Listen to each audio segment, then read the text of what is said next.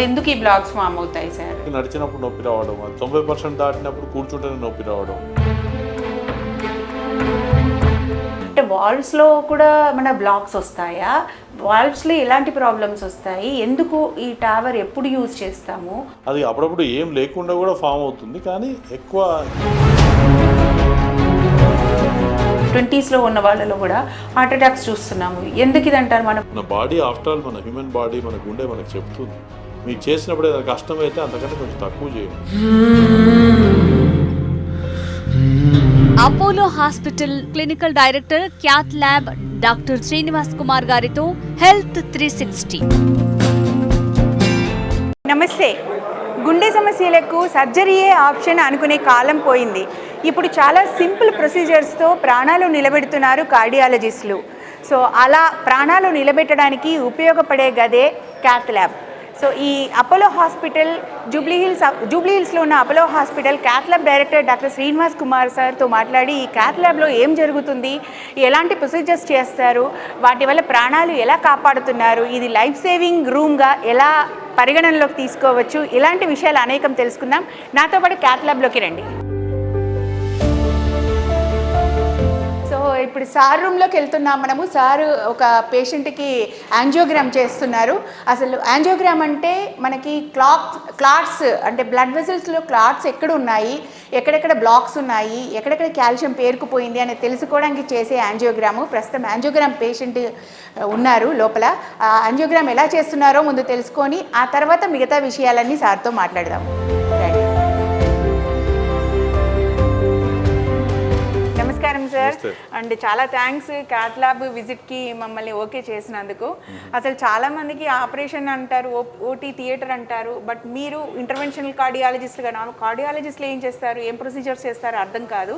అసలు అంటే క్యాత్ ల్యాబ్కి ఓటీకి తేడా ఏంటి, ఇక్కడ ఏ రకమైన ప్రొసీజర్స్ చేస్తారు సార్? అంటే మేము పర్క్యూటేనియస్ ప్రొసీజర్స్ అంటాం. చిన్న 5 French 6 French క్యాథెటర్ ద్వారానే మనం అన్నీ చేస్తాం. పెద్ద కటింగు, చిరడం, కోయడము, మొత్తం మత్తిచ్చడం ఉండదు. లోకల్ అనెస్థీషియాలు చేస్తాం. కాకపోతే ఏంటంటే మనం చేస్తున్నప్పుడు ఇట్లాంటి క్యాత్ ల్యాబ్ అంటే ఎక్స్రే కిరణాలు, ఇట్లా స్క్రీను, ఇవన్నీ అవసరం. ఎందుకంటే దాన్ని మానిటర్ చేసుకుంటూ సన్నటి వైర్లు, బలూన్ల మీద మనం ట్రీట్మెంట్ చేస్తాం. సో ఆ ఓటీలలో అయితే ఇట్లా ఎక్స్రే కిరణాలు తీసే మెషిన్లు ఇవన్నీ ఉండవు. మామూలు టేబుల్ ఉంటుంది, డైరెక్ట్ సర్జన్ కోర్స్ చూస్తారు. కొన్నిసార్లలో ఇట్లాంటి కాంబినేషన్ ఉన్న వాటిని హైబ్రిడ్ క్యాత్ ల్యాబ్ అంటాం. ఇట్లాంటిది ఇక్కడ సర్జరీ చేయొచ్చు, ప్లస్ మనం క్యాత్ ల్యాబ్లో చేసే ప్రొసీజర్ కూడా చేయొచ్చు. ఈ సైజు విస్తీర్ణం ఎక్కువగా ఉంటుంది. దాని తర్వాత ఇలాంటి మత్తిచ్చే పరికరాలు అవన్నీ కూడా ఉంటాయి. ఇప్పుడు నారోయింగ్ వస్తే ఎలా ఉంటుంది అనేది మీకు వివరిస్తాను. ఇలా చూసినట్టయితే ఇది హార్ట్లో మేజర్ రక్తనాళాలు, ఎల్ఏడి అంటారు, ఇది లెఫ్ట్ సర్కంఫ్లెక్స్ అంటారు. అలానే కుడిదిక్కు రైట్ కొరనరీ ఆర్టరీ ఉంటుంది. ఇట్లా నారోయింగ్ అంటే ఇక్కడ సన్నబడిపోయింది, ఇక్కడ దొడ్డు ఉంది, ఇక్కడ దొడ్డు, ఇది సన్నబడిపోయింది కదా. ఇది ఫస్ట్ మనం వేరే స్టేజెస్ ద్వారా వైర్ పాస్ చేసి దాంట్లో బెలూన్ చేసిన తర్వాత స్టెంట్ అమర్చిన తర్వాత ఇక్కడ నారోయింగ్ ఉంది, ఇక్కడ నారోయింగ్ పూర్తిగా తొలగిపోయింది. దీన్ని మనం యాంజియోప్లాస్టీ స్టెంటింగ్ ద్వారా ఏమాత్రం కోత లేకుండా తర్వాత వైర్ తీసేస్తాము, పేషెంట్ నార్మల్గా కోలుకుంటాడు. ఓకే, ఈ ప్లేస్ ఇక్కడ ఉన్న నారోనే ఇక్కడ ఇట్లా అయిపోయింది, నార్మల్ అయిపోయింది. ఇలా నారోయింగ్ ఉన్నప్పుడు ఫస్ట్ ఇక్కడ నారోయింగ్ని సన్నటి O14 వైర్ పాస్ చేసిన తర్వాత బెలూన్ ద్వారా దాన్ని డైలైట్ చేస్తాము. దాని తర్వాత కొంచెం ఓపెన్ అవుతుంది, కానీ ఇంకా రెసిడ్యువల్ నారోయింగ్ ఉంటుంది. అప్పుడు దాని నెక్స్ట్ స్టెంట్ అనే పరికరం. ఇది ఇక్కడ నుంచి 2 డాట్స్ మధ్యలో స్టెంట్ ఉంటుంది. స్టెంట్ ఏంటంటే చాలా మెష్ వర్క్ ఉండి దాని మీద కోటింగ్ ఉంటుంది, డ్రగ్స్ డెలివరీ అవుతాయి. దాని తర్వాత దాన్ని మళ్ళీ బయట నుంచి కరెక్ట్గా పొజిషన్ చేసి హై ప్రెషర్తో ఇన్ఫ్లేట్ చేస్తాం. ఇది చూసుకున్న తర్వాత కరెక్ట్గా పొజిషన్ చూసి దాన్ని చేయాలి. వెనకకు వస్తే తప్పు, ముందుకు వెళ్తే కూడా ప్రమాదం. కరెక్ట్గా చేసి ఇన్ఫ్లేట్ చేసినప్పుడు అది ఇట్లా పెరుగుతుంది పరిణామంలో. చేసిన తర్వాత చూడండి, ఇప్పుడు మొత్తము ఇక్కడ ఉన్న నారోయింగ్ స్టెంట్ ద్వారా అదంతా ట్రీట్మెంట్ అయిపోయి మంచిగా అయిపోయింది. ఇది సరిగా కూర్చుందా లేదా అని డౌట్ ఏమైనా ఉన్నప్పుడు చూడడానికి మనకి ఐవస్ అండ్ ఓసిటీ అనే పరికరాలు చూపిస్తాం. ఇదే ఇందాకనేమో మనం ఎక్స్రే కిరణాల ద్వారా వచ్చిన పిక్చర్ చూసాము. ఇదేమో ఇప్పుడు సన్నటి క్యాథెటర్ మీద ఇంట్రావాస్కులర్ అల్ట్రాసౌండ్ అని.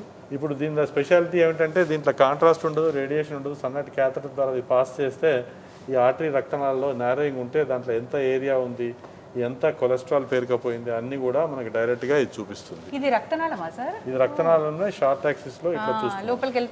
లోపలికి వెళ్ళాం, దీని మీద వైర్ మీద ఆ క్యాథెటర్ వెళ్తుంది. సో ఇదంతా మొత్తం రక్తనాళం. ఇక్కడ మటుకు కొలెస్ట్రాల్ పేరుకుపోయింది, ఇక్కడ మాత్రం ఫ్రీగా ఉంది, అది మనకు తెలుస్తుంది. నెక్స్ట్ దీని లెంత్ ఎంత ఉందో కూడా మెజర్ చేయొచ్చు. అప్పుడప్పుడు ఇది ఇట్లా కాంట్రాస్ట్ అనేది ఇచ్చడం లేకుండా కిడ్నీ ప్రాబ్లమ్స్ ఉన్నా వేరే ఉన్నా కూడా ఇంట్రావాస్కులర్ అల్ట్రాసౌండ్ ద్వారా మనం మెజర్ చేసి క్లియర్గా చూస్తున్నారు కదా. ఇది స్టెంట్ అప్పుడప్పుడు డిప్లాయ్ చేసినప్పుడు స్టెంట్ ఆ విధంగా కనిపిస్తుంది. దీన్ని అంటే ఇది టెస్ట్కేనా సార్?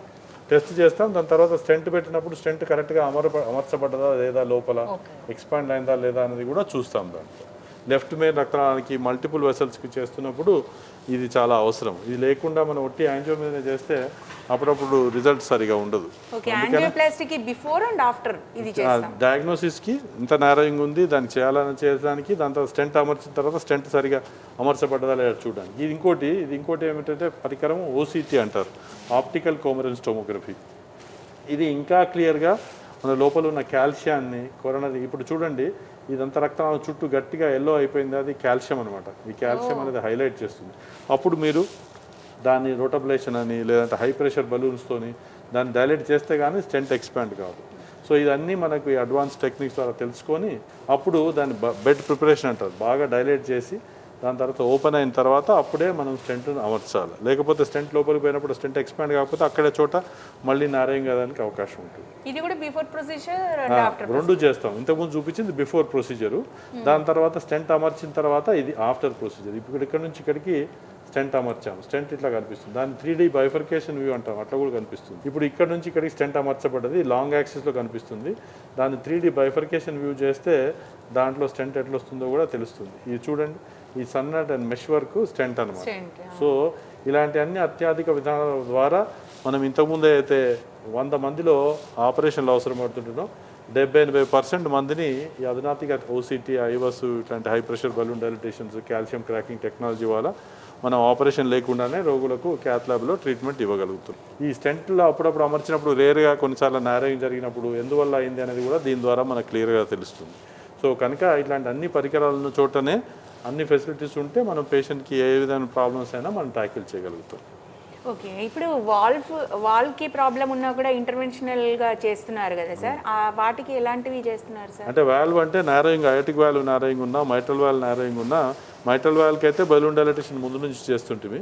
ఈ మధ్య అయోటిక్ వాల్వ్కు నారోయింగ్ ఉన్నా కూడా అయోటిక్ వాల్వ్ మొదలు డైలేట్ చేసి ఇక్కడ నుంచే వాల్వ్ని తీసుకెళ్ళి అక్కడ కరెక్ట్ పొజిషన్లో అమరుస్తుంది. దాన్ని టాబీ ప్రక్రియ అంటాం. ఎవరికైతే ఇంతకుముందు ఆపరేషన్ సూటబుల్ లేకుండ్రో, సిక్కుండ్రో, ఆపరేషన్లు అనువుగా లేక చనిపోతుండ్రో వాళ్ళందరినీ కూడా ఈ టాబీ ప్రక్రియ ద్వారా మనము కాపాడగలుగుతున్నాం. ఈ స్టెప్స్ అన్నీ మేము వివరిస్తాను. మీరు తర్వాత ఎట్లా చేస్తారని అడగచ్చు. చిన్న ఇంజెక్షన్ నరసింహరావు, ఏం ప్రాబ్లం లేదు కదా? ఓకే, ఇప్పుడే కొంచెం నొప్పి తెలియకుండా చిన్న ఇంజెక్షన్ ఇస్తున్నాం, సరేనా? ఇది ఇప్పుడు లోకల్ అనెస్థీషియా ఇచ్చినాము, మనకేమి మొత్తం పేషెంట్కి బేవోస్ చేయడం అవసరం లేదు. ఈ ప్రొసీజర్స్లో చిన్న లోకల్ అనెస్థీషియాలో చూస్తే ఇప్పుడు ఆర్టరీలో పంచర్ అయితే అట్లా బ్లడ్ వస్తుంది.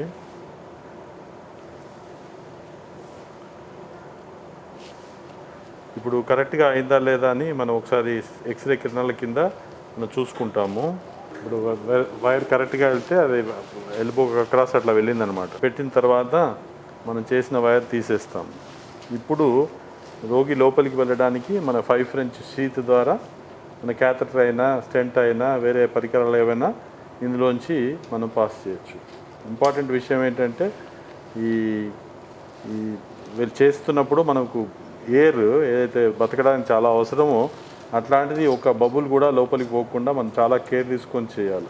ఎయిర్ ఎంబాలిజం అంటే ఎయిర్ లోపలికి వెళ్తే మళ్ళీ ఇమీడియట్గా రోగికి సీరియస్ ప్రమాదం జరగడానికి అవకాశం ఉంటుంది. మాతో పాటు రైట్ సైడ్ మా కొలీగ్ డాక్టర్ రాజశేఖర్ రెడ్డి గారు ఉన్నారు, బ్రదర్ ఉన్నారు, సిస్టర్ టెక్నీషియన్స్ ఉంటారు. ఇదంతా టీం వర్క్. బేసికలీ మనం ఏంటంటే ఒకరే అన్నీ చేసేది కాదు, చాలా మటుకు ప్రొసీజర్లు ఆ టీం అని అందరం కలిసి రోగికి ఏది బెస్టో అది చేస్తాం. ఇక్కడ ఇంకో మేజర్ అడ్వాన్స్మెంట్ ఇప్పుడు ఏం జరిగిందంటే మీరు చూస్తున్న అడ్వాన్స్ క్యాత్ ల్యాబ్లో అన్ని ఫెసిలిటీస్ కూడా ఎక్స్రే కిరణాలే కాకుండా మీకు సిటీ స్కాన్ కింద చేసేది కూడా ఇక్కడ వస్తుంది.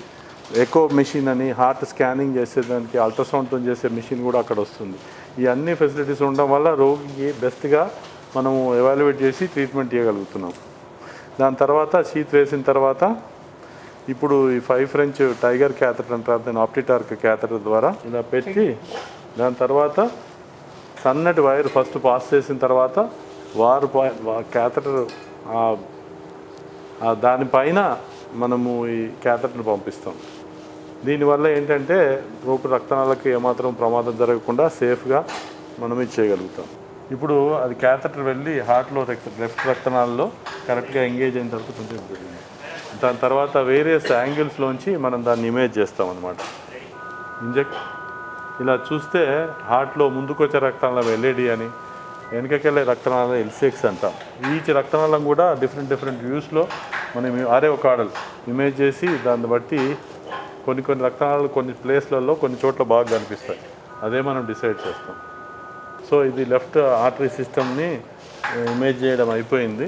దాని తర్వాత ఇది ఆప్టిటర్ క్యాథెటర్ స్పెషాలిటీ ఏంటంటే సేమ్ క్యాథెటర్తోని కుడిదిక్కు రక్తనాళాలు కూడా మనం ఎంగేజ్ చేయగలుగుతాము. కనుకనే యాంజియోగ్రాము చాలా తొందరగా చేయగలుగుతున్నాం. దీన్ని కూడా 2 వ్యూస్లో తీస్తాము. జనరల్గా నారింగ్ ఏమైనా ఉంటే వేరే చోట చూపిస్తాను, అది క్లియర్గా తెలుస్తుంది. ఇది అయిపోయిన తర్వాత దాన్ని మళ్ళీ క్యాథెటర్ బయటకు తీసి ఇది క్యాంట్రాస్ తీసేసి మళ్ళీ సన్నటి వైర్ను దీంట్లో పాస్ చేసి క్యాథెటర్ బయటకు తీసేస్తాము. ఇది మళ్ళీ పాస్ చేయడం వల్ల క్యాథెటర్ ద్వారా రక్తనాళాలకు ఏమి ఇంజరీ జరగకుండా మళ్ళీ మొత్తం బయటకు వచ్చేస్తుంది. ఓకే, దాని తర్వాత మళ్ళీ ఈ షీట్ ఫ్లష్ చేసి దాని తర్వాత షీట్ తీసేసి ప్లాస్టర్ వేస్తాం. దాంతో అయిపోయినట్టు.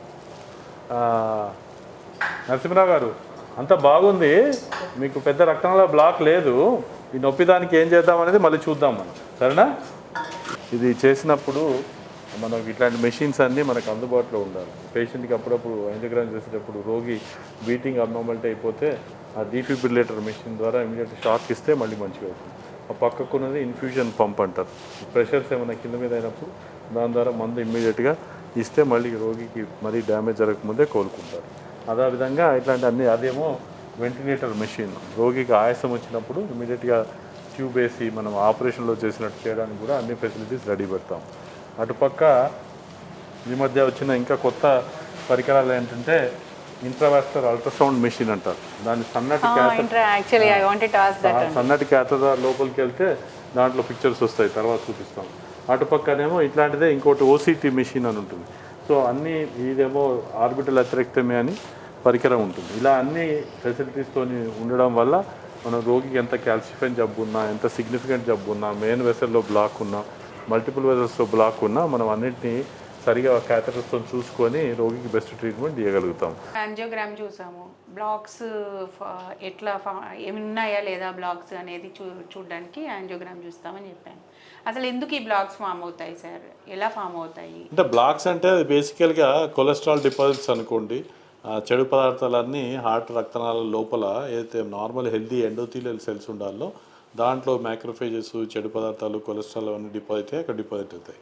ఎందుకు అవుతుందంటే వాళ్ళకు బ్లడ్ వెసల్స్లో స్ట్రెయిన్ వల్ల బ్లడ్ ప్రెషర్ ఉన్నా కానీ, షుగర్ ఉన్నా కానీ, కొలెస్ట్రాల్ ఎక్కువ ఉన్నప్పుడు కానీ అక్కడ ఎండోథీలియల్ డ్యామేజ్ అనేది ఫస్ట్ జరిగి దాని తర్వాత దాని రిపరేటివ్ ప్రాసెస్లో కొంచెం గట్టిపడడం, ఇనీషియల్గా కొంచెం థిక్ ఫైబ్రస్ ప్లాక్ అని, దాని తర్వాత ఇంకా రకరకాల కొలెస్ట్రాల్ ఎక్కువ ఉన్న వాళ్ళకి ఇంకా వేరే పార్టికల్స్ అనేది దాన్ని డిపాజిట్ అయిపోయి గ్రాడ్యువల్గా ప్లాక్ అంటారు దాన్ని. అది అథెరోస్క్లెరోటిక్ ప్లాక్ అంటారు. కొలెస్ట్రాల్ ఫామ్ అవుతుంది. అది అప్పుడప్పుడు ఏం లేకుండా కూడా ఫామ్ అవుతుంది, కానీ ఎక్కువ రిస్క్ ఫ్యాక్టర్స్ ఉన్న వాళ్ళకి ఎక్కువగా ఫామ్ అవుతుంది. ఈ కొంచెం 20-30% అయితే ఏజ్తో పాటు అందరికీ వస్తుంటాయి. కానీ అది 70% దాటుతుందో అప్పుడు రోగికి నడిచినప్పుడు నొప్పి రావడం, అది 90% దాటినప్పుడు కూర్చుంటేనే నొప్పి రావడం, 100% బంద్ అయినప్పుడు హార్ట్ అటాక్ రావడం సంభవిస్తుంది. సో దాన్ని అథెరోస్క్లెరోటిక్ ప్లాక్ అంటాం. ఓకే, బ్లాక్స్ మామూలుగా అయితే ఇదే కైండ్ ఆఫ్ బీపీ, ఇది కొలెస్ట్రాల్ పెరగడము, డయాబెటీస్ ఉన్న వాళ్ళు వీళ్ళు ఫ్యాక్టర్స్ ఉంటే వాళ్ళలోనే ఎక్కువగా వస్తుంది. పిల్లలు అట్లాంటి వాటిలోనే అంటే పిల్లలలో జనరల్గా ఫెమిలియల్ అంటే పుట్టుకతోనే కొందరికి కొలెస్ట్రాల్ ఎక్కువ ఉంటాయి. ఫెమిలియల్ హైపర్లిపిడియం అంటాం. అట్లాంటి వాళ్ళల్లో కొందరికి చిన్న వయసులో కూడా రావచ్చు చిన్నప్పుడే. ఎందుకంటే కొలెస్ట్రాల్ 500-1000 ఉంటుంది అట్లాంటి వాళ్ళకి. అలాంటి వాళ్ళకు పుట్టినప్పటి నుంచి చిన్న వయసులో 10 ఏళ్ల నుంచి కూడా హార్ట్ అటాక్ సంభవించడానికి కూడా అవకాశం ఉంటుంది రేర్గా. అదేమన్నా జెనెటికల్? జెనెటిక్, అది ఫెమిలియల్ హైపర్లిపిడిమియస్ అంటారు. అంతే, ఫ్యామిలీస్లో నడుస్తుంటుంది. బ్లాక్స్ ఫామ్ అయితే ఇది మీరు చూస్తారు, ఎక్కడెక్కడ బ్లాక్ ఫామ్ అయింది చూస్తారు. జనరల్గా కొందరికి 1-2 వెజిల్స్లో కూడా బ్లాక్ ఫామ్ అవుతూ ఉంటుంది, ఒకటే వెజిల్లో కాకుండా, ఒకటే రక్తనాళంలో కాకుండా. అలాంటప్పుడు కూడా ఇంటర్వెన్షనల్, అదే ఇప్పుడు అవునండి, ఇది చాలా మంచి ప్రశ్న. ఇంతకుముందు స్టెంటింగ్ మొదలెట్టినప్పుడు అప్పుడు మందు పూసిన స్పెషల్ స్టెంట్స్ లేకుంటుండే. చేసిన చోటనే మళ్ళీ నారోయింగ్ ఛాన్స్ వచ్చేదానికి అవకాశం ఎక్కువ. అట్లాంటప్పుడు ఏంటంటే ఒకటే చోట నారాయణ ఉంటే స్టెంట్ చేస్తుంటివి, మల్టిపుల్ బ్లాక్స్ ఉంటే ఆపరేషన్ అవుతుంటివి. కానీ ఈ మధ్య మంచి స్టెంట్స్ వచ్చినాయి. ఎన్ని బ్లాక్స్ ఉన్నప్పటికీ కూడా స్టెంట్ మళ్ళీ అమర్చితే అక్కడే నారాయణ వచ్చే ఛాన్స్ చాలా సింగిల్ డిజిట్స్లోకి తగ్గింది. సో కనుక ఇప్పుడు ఒక రక్తనాళం ఉందా, రెండిట్లలో ఉందా, మూడిట్లలో ఉందా ప్రశ్న కాదు, మొత్తం దాన్ని నార్మల్ చేయగలుగుతామా లేదా అనేదే ప్రశ్న. దాన్ని కంప్లీట్ రివాస్కులరేషన్ అంటాం. అట్లా చేయగలిగినప్పుడు 1, 2, 3 అని లేదు. ఈవెన్ మెయిన్ రక్తనాళాలు ఉన్నా కూడా మనం ఇందాక చూపించినట్టుగా ఓసిటీ, ఐవస్ అనే మెకానిజమ్స్ ట్రీట్మెంట్ మొడాలిటీస్ బట్టి స్టెంట్ మంచిగా అమర్చితే వాళ్ళల్లో కూడా వితౌట్ ఆపరేషన్ మనం చేయగలుగుతున్నాం. ఇంతకుముందు అయితే మనకి 50 దాటాకో, ఇంకా చెప్పాలంటే 60 దాటాకో ఓల్డ్ ఏజ్లో ఎక్కువగా చూసేవాళ్ళం కదా సార్ హార్ట్ అటాక్స్. బట్ ఇప్పుడేమో జస్ట్ ఆడుతూ కింద పడిపోతున్నారు, జిమ్లో కింద పడిపోతున్నారు, డ్యాన్స్ చేస్తూ కింద పడిపోతున్నారు. పిల్లల్లో కూడా పిల్లలు ఇన్ ద సెన్స్ 20sలో ఉన్న వాళ్ళలో కూడా హార్ట్ అటాక్స్ చూస్తున్నాము. ఎందుకు ఇది అంటారు? మన ఫుడ్ అలవాట్లేనా, ఏంటి కారణం? అంటే జనరల్గా చూసినట్టుంటే భారతదేశంలో 2 పీక్స్లో చూస్తుంటాం మనం హార్ట్ అటాక్లో. ఒకటేమో వెరీ యంగ్ వాళ్ళకి వచ్చేది, అది 30 to 40 మధ్యలో సంభవిస్తున్నట్టు చూస్తున్నాము. ఇంకోరికి అప్పుడు 60 తర్వాత వస్తుంది. సో అర్లీగా వచ్చే వాళ్ళకి ఎక్కువ స్మోకింగ్, స్ట్రెస్, ఇంకా ఫ్యామిలియల్ కొలెస్ట్రాల్ ఎక్కువ ఉండడం అట్లాంటి కారణాలు. లేట్గా వచ్చే వాళ్ళకి స్టాండర్డ్గా బ్లడ్ ప్రెషర్, డయాబెటీస్, ఒబిసిటీ అందరూ కూడా కొలెస్ట్రాల్ కారణాలు చేస్తాం. ఇంకా ఏంటంటే చాలామంది స్మోకింగ్ చేస్తూ సరిగా ఫుడ్ తీసుకోకుండా, ఇంకా స్లీప్ డిస్టర్బెన్సెస్తో ఎక్కువ స్ట్రెస్ తీసుకుంటూ కూడా లోపల చిన్న ప్లాక్స్ రప్చర్ అయిపోయి అర్లీగానే హార్ట్ అటాక్స్ సంభవిస్తున్నాయి. సో ఇవన్నిటికి కూడా చేంజింగ్ లైఫ్ స్టైల్ అనండి, మన యాక్టివిటీ తగ్గడం అనుకోండి, స్ట్రెస్ లెవెల్స్ పెరగడం అనుకోండి, యంగ్ వాళ్ళలోనే మనకు హార్ట్ అటాక్. ఇండియాలో ప్రపంచంతో చూసినట్టయితే ఒక డికేడ్ అర్లీగా హార్ట్ అటాక్స్ సంభవిస్తున్నాయి యావరేజ్గా చూసినట్టయితే. సో కనుక ఇండియన్స్ ఎస్పెషలీ ఫ్యామిలీస్ ఉన్నవాళ్ళు ఇంకా చాలా కేర్ఫుల్గా ఉండాలి. మనకు ఫ్యూచర్లో రిస్క్ను తగ్గించుకోవడానికి అగ్రెసివ్గా లైఫ్ స్టైల్ మాడిఫికేషన్ అంటాం. అంటే డైలీ వాకింగ్ చేయడము, ఎక్కువ కొలెస్ట్రాల్, జంక్ ఫుడ్స్ తీసుకోకపోవడము, దాని తర్వాత అవసరం అనుకుంటే ట్యాబ్లెట్స్ వేసుకోవడం చేసి మనం దీన్ని పెరగకుండా చూసుకోవచ్చు. ఇది ఇందాక మీరు మాట్లాడినప్పుడు టవర్ గురించి చెప్పినారు సార్, మన క్యాత్ ల్యాబ్లో చెప్పినప్పుడు. టవర్ అంటే మన ట్రాన్స్ అయోటిక్ వాల్వ్ రిప్లేస్మెంట్ అని అంటాను. అంటే వాల్వ్స్లో చేస్తున్నాం. అంటే వాల్వ్స్లో కూడా మన బ్లాక్స్ వస్తాయా? వాల్వ్స్లో ఎలాంటి ప్రాబ్లమ్స్ వస్తాయి? ఎందుకు ఈ టవర్ ఎప్పుడు యూజ్ చేస్తాము? ఎంతవరకు సేఫ్ అది? ఇది మనకు ఏంటంటే మనం ఇందాక కొలెస్ట్రాల్ పేరుకపోయింది ఏదో రక్తనాళాలు అనుకున్నామో, అలానే హార్ట్ వాల్వ్స్ లోపల అక్కడ కూడా ఏజ్తో పాటు కాల్షియం డిపాజిట్స్ అయిపోయి దాని క్యాల్సిఫికేషన్ అంటాం, డీజనరేషన్ అంటాం, అట్లా సంభవిస్తుంది. అలా సంభవించినప్పుడు ఇంతకుముందు ఏంటంటే క్యాకింగ్ టెక్నాలజీ లేదు, దాని తర్వాత అమర్చే వాల్వ్స్ మనం పర్క్యూటెన్స్గా పెట్టడానికి లేదు కనుక సర్జన్ కట్ చేసి అంత మటుకు ఆ వాల్వ్ పోర్షన్ తీసేసి పైనుంచి వాల్వ్ అమర్స్తుండే. ఈ మధ్య టవర్ ప్రక్రియలో ఏంటంటే చిన్న కాలు రక్తనాళం గుండానే ఈ తీసుకెళ్ళి వాల్వ్ని తీసుకెళ్ళి ఇలా చూపించినట్టుగా ఆ కొత్త వాల్వ్ని అక్కడ అమరుస్తున్నాం. దాన్ని బలూన్తో ఫిక్స్ చేస్తే మళ్ళీ ఇమీడియట్ తీసేస్తే రోగి ఇమీడియట్గా కోలుకుంటారు. కింద కాలు నుంచి ఏది నుంచి పోతామో దాన్ని పర్క్లోజ్ అనే స్పెషల్ డివైస్ ద్వారా క్లోజ్ చేస్తున్నాం. కాకపోతే ఇది ఇనీషియల్గా సర్జరీకి సూటబుల్ లేని వాళ్ళకే చేస్తుంటుంది. కానీ ఇప్పుడు ఏంటంటే సర్జరీకి సూటబుల్ ఉన్నా, లో రిస్క్ ఉన్నా కూడా దీనివల్లనే బెటర్ ఉంటుందని మనకు అధ్యయనంలో వచ్చింది. కానీ జనరల్గా ఇది ఇంతదాకా మనకు 10 ఏళ్ల వరకు వాల్వ్స్ పనిచేస్తున్నాయని డేటా ఉంది. సో మనం యావరేజ్గా చూసినట్టయితే 65 ఏళ్ళ పైబడ్డ వాళ్ళకే ఈ టవర్ ప్రక్రియ చేస్తున్నాము. ఫ్యూచర్లో ఇంకా వాల్వ్లు మంచిగా పనిచేసే వాల్వ్స్ వస్తే ఇంకా కూడా యంగ్ వాళ్ళకు కూడా చేస్తాము. యాజ్ ఆఫ్ నౌ మాత్రం అయోటిక్ స్టెనోసిస్ ఉండి 65 ఏళ్ళ పైబడ్డ వాళ్ళకు హై రిస్కా, లో రిస్కా, ఆపరేషన్ ఫిట్టా లేదా అని చూడకుండా ఎవరికైనా మనం ఇది ఆఫర్ చేస్తాము. చేసినప్పుడు మళ్ళీ స్పెషాలిటీ ఏంటంటే ఇమీడియట్గా రోగి కోలుకొని నెక్స్ట్ డేనో మర్నాడో ఇంటికి వెళ్ళొచ్చు. జనరల్గా పిల్లల్లో వాల్వ్ డిఫెక్ట్స్ చూస్తూ ఉంటాం కదా సార్, పుట్టుకతో రావడము అట్లాంటివి. అలాంటి పిల్లల్లో ఇది యూస్ఫుల్ కాదా సార్? అంటే జనరల్గా అలాంటి పిల్లల్లో కూడా చేయడం అయితే చేయొచ్చు. కానీ మనకేంటంటే డేటా 10 ఏళ్ల వరకే పనిచేస్తుంది కనుక మనం పల్మనరీ వాల్వ్ అని ఉంటుంది. ఇప్పుడు ఇదేమో మెయిన్ అయోటిక్ వాల్వ్. ఈ పల్మనరీ వాల్వ్ దాంట్లో మాత్రము డిజనరేషన్ అంత తొందర కాదు కనుక పిల్లలలో పల్మనరీ వాల్వ్కు వాల్వ్స్ ఇంప్లాంట్ చేస్తున్నాం. ఈ మైట్రల్ వాల్వ్ అంటే బెలూన్ డైరెక్ట్ చేస్తాం, అయోటిక్ వాల్వ్ కూడా డైరెక్ట్ చేస్తాం. ఈ టవర్ ప్రక్రియ మాత్రము అంత యంగ్ పిల్లలు చేయము. ఎందుకంటే మనకు యాజ్ ఆఫ్ నౌ ఈ వాల్వ్స్ ఎన్నాళ్ళు పనిచేస్తాయి, 10 ఏళ్ళే పనిచేస్తాయి అని ఉంది కనుక పిల్లలు చేయటం లేదు. కానీ పల్మనరీ వాల్వ్లో మాత్రం వాల్వ్స్ పర్క్యూటెన్స్గా అమరుస్తాము. అయోటిక్ వాల్వ్ ప్రక్రియ మాత్రం ఎక్కువ భయపడ్డ వాళ్ళు చేస్తాం. పిల్లల్లో ఇంకోటి మీరు వినొచ్చు ఏంటంటే 2 ఛాంబర్స్ మధ్య రంధ్రాలు, దాన్ని డిఫెక్ట్ అంటాం. దాన్ని మనం డివైస్తో క్లోజ్ చేస్తాం. ఏఎస్డి కానీ విఎస్డి కానీ ఆపరేషన్ లేకుండానే ఈ మధ్య కాల్ ద్వారానే డివైస్ తీసుకెళ్ళి అక్కడ క్లోజ్ చేసేస్తాం. మళ్ళీ నెక్స్ట్ డే ఇంటికి వెళ్ళొచ్చు పిల్లలు. అచ్చా, డివైస్ అంటే అక్కడ క్లోజ్ చేయడానికి ఏం పెడతారు సార్? గోడ కట్టినట్టు ఏమైనా ఉంటుంది? అదే దానికి అటు నుంచి ఇటు నుంచి ఇటొక వాల్ లాగా ఉంటుంది, ఇటొక వాల్ లాగా రెండు దగ్గరికి వస్తాయి. సో వచ్చినప్పుడు ఆ రెండింటి మధ్యలో రంధ్రం బంద్ అయిపోతుంది. ఆ నిటినాల్ ఫ్రేమ్తో తయారు చేస్తాం. సో అటు ఒకటి పెద్దది ఉంటుంది, ఇటు ఒక చిన్నది ఉంటుంది, రెండు అతికి మధ్యలో డిఫెక్ట్ క్లోజ్ అయిపోతుంది. కానీ అన్నిటికీ చేయగలుగుతామా? ఆ డిఫెక్ట్ పైన పట్టుకొని ఉండడానికి రిమ్స్ పైన కింద ఉన్నాయా లేదా అని ఎక్కువలో డిసైడ్ చేస్తాం. ఓకే సార్, ఇప్పుడు హార్ట్ అటాక్ అంటే ఇప్పుడు ఇందాక కూడా మీరు పేషెంట్కి మొత్తం ఎక్కడ బ్లాక్స్ ఎక్కువగా లేవు, బట్ కడుపులో ఏమైనా ప్రాబ్లం ఉందేమో చూద్దామని అన్నారు. చాలామంది కడుపు నొప్పికి హార్ట్ అటాక్కి ఎక్కువ కన్ఫ్యూజ్ అవుతుంటారు. కడుపు నొప్పి ఇన్ ద సెన్స్ గ్యాస్ట్రిక్ ట్రబుల్కి. ఇది ఎట్లా మనము డిఫరెన్షియేట్ చేయాలి? డాక్టర్ని ఎప్పుడు కలవాలి అంటారు? అంటే ఎప్పుడైనా ఇది తెలుసుకోవడానికే 20-25 ఏళ్ళు చదువుతాం, అంత ఈజీ కాదు. కాకపోతే ఎప్పుడైనా డౌట్ ఉన్నప్పుడు డాక్టర్ దగ్గరికి వచ్చి పరీక్ష చేయించుకుంటే మంచిది. బట్ మీ మామూలు నాలెడ్జ్ కోసం చెప్పేది ఏంటంటే, ఎప్పుడైనా ఛాతీ మధ్య భాగంలో డిఫ్యూజ్ ఒక చోట ఉండడం కాదు, డిఫ్యూజ్గా ఉండి ఈ చేతికి చేతి పాకడం, దవడకు పాకడం ఇట్లా ఉండి ఎక్సర్సైజ్ చేసినప్పుడు మెట్లెక్కినప్పుడు పెరగడం, రెస్ట్ తీసుకుంటూ తగ్గడం ఉన్నప్పుడు హార్ట్ లక్షణాలు అయ్యేదానికి అవకాశం ఉంటుంది. అలా కాకుండా ఒకటే చోట ప్రికింగ్గా ఉండడము, లేదంటే కంటిన్యూస్గా ఉండడము, లేదంటే మైల్డ్గా ఉండడము, లేదంటే దగ్గినప్పుడు పెరగడం అట్లాంటివి ఉంటే అది హార్ట్ అవకాశం తక్కువ. కాకపోతే కొంచెం కన్ఫ్యూజింగ్ ఫ్యాక్టర్ ఏంటంటే అన్నం తిన్నప్పుడు కొన్ని డిస్కంఫర్ట్ వస్తుంది. దీనికి యాంజైనా హార్ట్ ఉన్న ఈ బ్లడ్ సప్లై స్టమక్ దిక్కు డైవర్ట్ అయిపోయి ఉన్న రక్తం ఇంకా హార్ట్కి తగ్గి యాంజైనా రావచ్చు. అది పోస్ట్ ప్రాండియల్ యాంజైనా అంటాం. అది కాకుండా అసిడిటీ ఉంటే కూడా మళ్ళీ పెయిన్ రావచ్చు తిన్న తర్వాత. సో సమ్ టైమ్స్ కన్ఫ్యూజింగ్గా ఉంటుంది. కానీ by and large any exertion మీద రోగి నడిచినప్పుడు హార్ట్ రేట్ పెరిగినప్పుడు వచ్చే పెయిన్ హార్ట్ రావడానికి అవకాశం ఉంటుంది. సో అవన్నీ రెడ్ ఫ్లాగ్స్గా మనం కన్సిడర్ చేయొచ్చు. ఎప్పుడైనా మన డౌట్ ఉన్నప్పుడు మీరు సొంత తెలిసి వాడి సొంత ట్రీట్మెంట్ తీసుకోకుండా డాక్టర్ దగ్గరికి వచ్చి ట్రీట్మెంట్ చూసుకోవడం చాలా అవసరం. మనకు అప్పుడప్పుడు డాక్టర్ దగ్గరికి వచ్చినప్పటికి కూడా డౌట్ ఉన్నప్పుడు మనం సీరియల్గా ఈసీజీస్ ఇస్తాము, ట్రోపోనిన్ లాంటి టెస్ట్ చేస్తాము. దాని తర్వాత డౌట్ ఉన్నప్పుడు ఎప్పుడైనా హార్ట్ దాని ట్రీట్మెంట్ దానికి ముందు ఇస్తాము. తర్వాత కాదని తెలుసుకున్నాక టాబ్లెట్స్ ఆల్వేస్ స్టాప్ చేయొచ్చు. ఎందుకంటే హార్ట్ అటాక్ మిస్ కాకూడదు. అందుకని అలా. కాకపోతే నేను ఇంట్లో గ్యాస్ అనుకొని చాలామంది హాస్పిటల్ రాకుండా సడన్ డెత్ పాలలో పడుతుంటారు. అందుకనే అలా చేయకూడదు.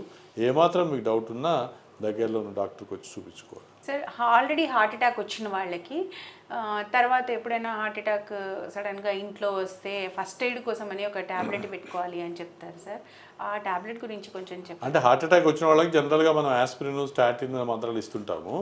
అవే మనం ఏంటంటే ఇమీడియట్గా క్లాట్ ఫామ్ అవుతున్నప్పుడు కానీ అర్లీ స్టేజ్లో ఇట్లా ఆస్పిరిన్ అని, క్లోపిడోగ్రిల్ అని, దాని తర్వాత కొలెస్ట్రాల్ కరిగించే మాత్రలు స్టాటిన్ అని ఇచ్చినప్పుడు ఏంటంటే ఆ స్పాజం తగ్గి ఆ క్లాట్స్ ఏవైతే చిన్న ఫామ్ అవుతున్నాయో అప్పుడే డిజాల్వ్ అయ్యి బ్లడ్ సప్లై ఒక 10% ఎస్టాబ్లిష్ అయిపోయినా కూడా హార్ట్ అటాక్ రాకుండా బాడీకి అంత రిజర్వ్ ఉంటుంది, కాపాడుకుంటుంది. సో కనుక అర్లీ స్టేజెస్లో ఈ సార్బిటేట్ అనేది నాలుగు కింద టాబ్లెట్ పెడితే రక్తనాళం కుచుకుపోయింది, మళ్ళీ డైలేట్ అయిపోయి బ్లడ్ ఫ్లో ఇంప్రూవ్ అవుతుంది. కానీ అది బ్లడ్ ప్రెషర్ కరెక్ట్గా నార్మల్గా ఉన్న వాళ్ళకే ఇవ్వగలుగుతాం. సో ఈ స్టాటిన్, ఆస్పిరిన్, క్లోపిడోగ్రిల్, ఈ అప్పుడప్పుడు సార్బిటేట్, ఇవి బేసిక్ ఎమర్జెన్సీ డ్రగ్స్ అనుకోండి. అది డౌట్ ఉన్నప్పుడు ఇనిషియల్గా తీసుకోవచ్చు. ఎస్పెషల్లీ సార్బిటేట్ నాలుక కింద పెట్టినప్పుడు నొప్పి ఇమీడియట్గా తగ్గిపోయినప్పుడు అది హార్ట్ దాని అవకాశం ఉంటుంది. కనుక ఇమీడియట్గా తగ్గిందని ఊరుకోకుండా మళ్ళీ డాక్టర్ దగ్గరికి వచ్చి చూపించుకోవాలి. సార్, మీరు ఇందాక రకరకాల పరికరాలు చూపించారు. సో అవన్నీ కూడా అంటే ఎంతవరకు సేఫ్? అంటే ఏమంటామంటే అంటే క్లారిటీ విషయంలో కావచ్చు, లేదంటే ఇంతకు ముందు ఉన్న వాటికన్నా కూడా ఇవి ఏ రకంగా మనం కొత్తవి అని చెప్పొచ్చు? అంటే ఓసిటీ కావచ్చు, ఈ మన ఇంకొకటి అల్ట్రాసౌండ్, ఓసిటీ, ఐవాస్, ఓసిటీలు ఏంటంటే సేఫ్టీ పరంగా కరెక్ట్గా చేస్తే 100% సేఫ్. అది చేయరాకపోతే మరి ఏదైనా ప్రాబ్లం క్రియేట్ చేయొచ్చు. మీరు సరిగా వైర్ క్యాథెటర్ పాస్ చేస్తున్నప్పుడు ఆర్టరీ స్పాజంలోకి పోవచ్చు. మీరు ఇంజెక్ట్ చేస్తున్నప్పుడు ఎయిర్ ఇంజెక్ట్ చేస్తే ఎయిర్ ఎంబాలిజం కావచ్చు. అది మరి సరిగా చేయకపోతే దాన్ని మనము తప్పుపట్టలేము. కరెక్ట్గా చేసినప్పుడు మాత్రం safety is proven beyond doubt. అప్పుడే మన బ్యూటీ ఆఫ్ అలోపతిక్ మెడిసిన్ ఏంటంటే ఏదో భస్మం ఇచ్చినట్టు ఎవరో అన్నట్టు కాదండి. థౌజండ్స్ ఆఫ్ పేషెంట్ మీద సేఫ్టీ టెస్ట్ అవుతుంది. ఫస్ట్ సేఫ్ అనుకుంటేనే అప్పుడు మనం లాంచ్ చేస్తాం. సార్, ఇప్పుడు మార్కెట్లో ఇన్ ద సెన్స్ ఇంటర్నెట్లో ప్రతి ఒక్కరు డాక్టరే అయిపోయినారు. ప్రతి ఒక్క ఇన్ఫ్లుయెన్సర్ ఒక డాక్టర్ అయిపోయారు ఇవాళ రోజుల్లో. ప్రతి ఇంట్లో కూడా ప్రతి మనిషి డాక్టరే. ఇలాంటి నేపథ్యంలో నువ్వు అది తింటే నీ హార్ట్ బాగుంటుంది, ఇది తింటే గుండెకు మంచిది, లేకపోతే ఇది చేయకపోతే మంచిది, అది చేస్తే మంచిది, ఇలాంటి అనేక రకాల అపోహలు ఉంటాయి. కన్ఫ్యూజన్స్ ఉంటాయి చాలా. సో ఈ నేపథ్యంలో మీరు ప్రేక్షకులకి ఎలాంటి సజెషన్స్ ఇస్తారు? అంటే డైట్ విషయంలో కావచ్చు, ఎక్సర్సైజ్ విషయంలో కావచ్చు. ఎక్సర్సైజ్ అయినా సరే విగరస్గా చేస్తే మళ్ళీ సడన్ డెత్స్ కావచ్చు అంటారు.